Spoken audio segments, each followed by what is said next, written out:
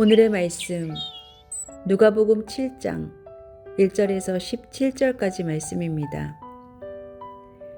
예수께서 자기의 모든 말씀을 백성들에게 들려주신 뒤에 가버나움으로 가셨다. 어떤 백부장의 종이 병들어 거의 죽게 되었는데 그는 주인에게 소중한 종이었다. 그 백부장이 예수의 소문을 듣고 유대 사람들의 장로들을 예수께로 보내어 그에게 청하기를 와서 자기 종을 낫게 해달라고 하였다. 그들이 예수께로 와서 간곡히 탄원하기를 그는 선생님에게서 은혜를 받을 만한 사람입니다. 그는 우리 민족을 사랑하는 사람이고 우리에게 회당을 지어주었습니다 하였다. 예수께서 그들과 함께 가셨다. 예수께서 백부장의 집에서 그리 멀지 않은 곳에 이르렀을 때 백부장은 친구들을 보내어 예수께 이렇게 아뢰게 하였다. 주님, 더 수고하실 것 없습니다. 저는 주님을 내 집에 모셔드릴 만한 자격이 없습니다. 그래서 내가 주님께로 나아올 엄두도 못 냈습니다. 그저 말씀만 하셔서 내 종을 낫게 해주십시오. 나도 상관을 모시는 사람이고 내 밑에도 병사들이 있어서 내가 이 사람들어 가라고 하면 가고 저 사람들어 오라고 하면 옵니다. 또 내 종들어 이것을 하라고 하면 합니다. 예수께서 이 말을 들으시고 그를 놀랍게 여기시어 돌아서서 자기를 따라오는 무리에게 말씀하셨다. 내가 너희에게 말한다.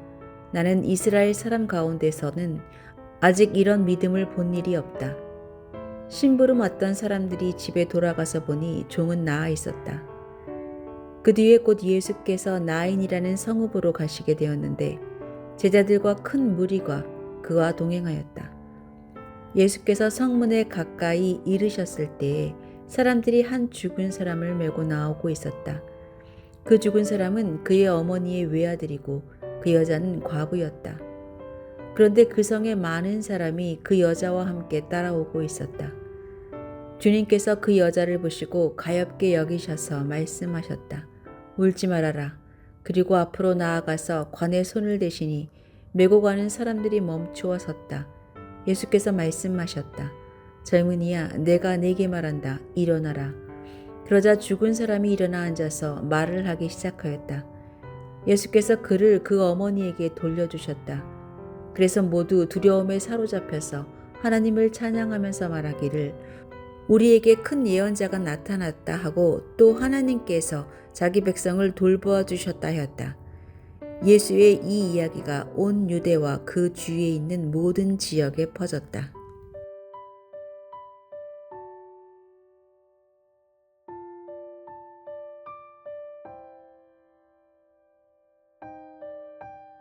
사람들이 선물을 받았을 때 기뻐하는 포인트는 크게 두 가지입니다. 썸을 타던 남자친구에게 명품백을 선물 받은 여자친구는 그 가방의 가격이 얼마인지를 알고 기뻐합니다.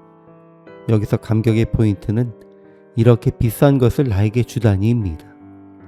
다른 포인트는 내게 꼭 필요한 것인데 없어서 고민하고 있을 때 맞추어 필요한 것을 선물 받았을 때입니다. 여기서는 감격의 포인트가 가격을 떠나 나를 이렇게 관심 있게 바라봐 주었구나 입니다. 그리고 진정한 관심과 사랑의 표현이 되는 것은 두 번째입니다. 그러나 많은 경우 사람들은 깊은 관심보다는 비싼 것에 집중하며 감동합니다. 산 위에서 말씀을 가르치신 예수님이 가버나움에 돌아가셨을 때에 유대인 장로 몇 사람이 와서 백부장의 종이 병들어 죽게 되었으니 고쳐주시길 구합니다.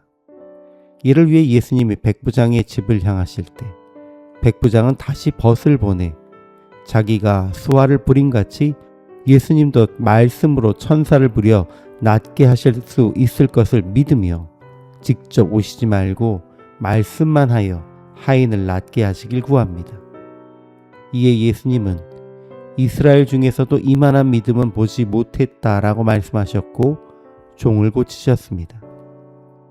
이후 나인성으로 가시던 예수님은 아들을 잃은 과부를 불쌍히 여기시고 죽은 청년을 살리는 기적을 보이셨습니다. 오늘 기록된 두 기적은 우리가 익히 알고 있는 유명한 사건입니다. 예수님은 100명의 수하를 거느린 백부장이 예수님을 더 많은 수하를 부릴 수 있는 권세 있는 분으로 믿고 말씀만으로 종의 병을 고쳐주실 것을 부탁한 그 믿음을 칭찬하셨습니다. 이스라엘 중에는 그 누구도 예수님을 천사를 부리는 하나님으로 고백한 자가 없다는 의미였습니다. 그리고 예수님은 하나뿐인 아들을 잃은 과부를 보시고 불쌍히 여기며 그 아들을 살리셨습니다. 그러나 예수님을 따르던 수많은 사람은 그저 말 한마디로 멀리 있는 자의 병을 고치시고 죽은 사람을 살리시는 예수님의 권세와 능력에 집중했습니다.